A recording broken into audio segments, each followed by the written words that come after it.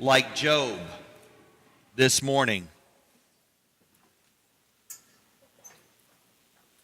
You know, he's really naming the agony, isn't he?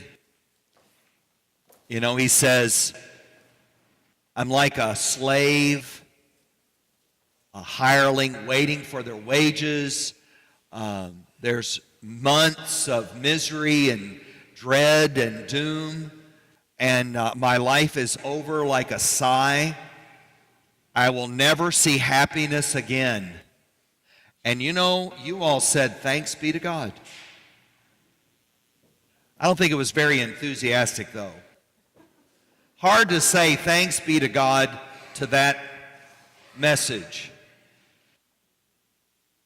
If you've ever felt that way, you definitely don't feel very thankful for it. But you see, we know the rest of the story. Not just Job's story, but the gospel story.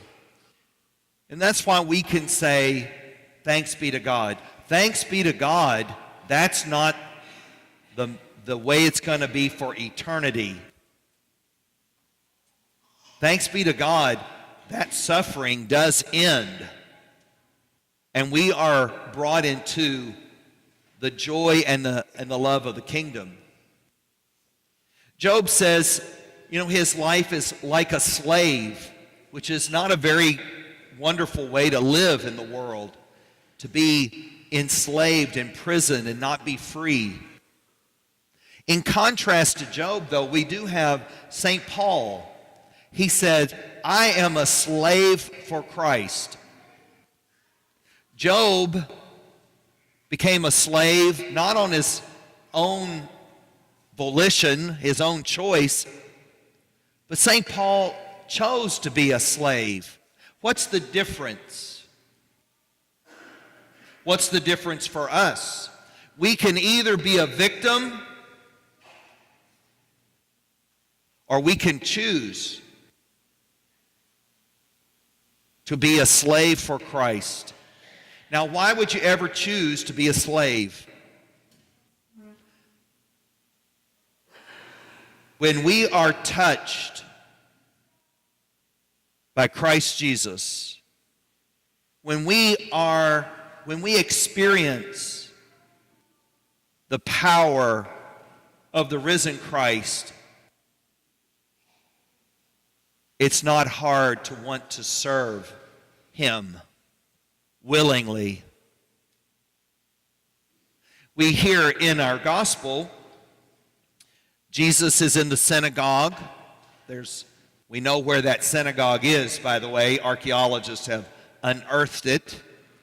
And it's about from here to the school to Peter's house. It's not any further than that. It was a very short walk.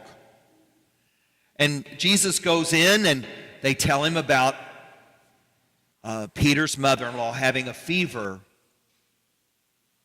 And Jesus doesn't hesitate to come and take her by the hand and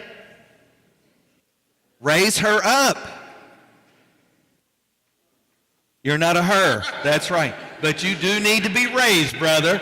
You do need to be raised with all of us. He's very cooperative. I think I surprised him. The word that is used in the Greek, and I'm not a scholar of the Greek, smart people are, but I read what they write. In the Greek it says, he raised her up. It's the same word for the resurrection. It's not just getting up out of your seat or off the bed. It's not just a physical getting up, but it is the raising up. Physically, spiritually, emotionally. The whole kit and caboodle. So that's what Jesus does.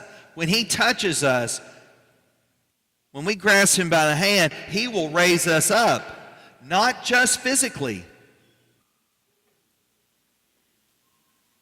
And what happens when we are raised up? Do you think those little children, when they get these nice new clothes, will experience, we pray, they experience a sign of Jesus' love for them? Because why did we sew those? Not me, but why did we sew those dresses and clothes? Because of Jesus. Jesus has lifted us up. And when we're lifted up, we want to pass it on. We want to lift other people up. I think those hopefully will be something that lifts up these children's spirits, not just because they got a new dress or a soccer ball, but because the love of God has reached out to them.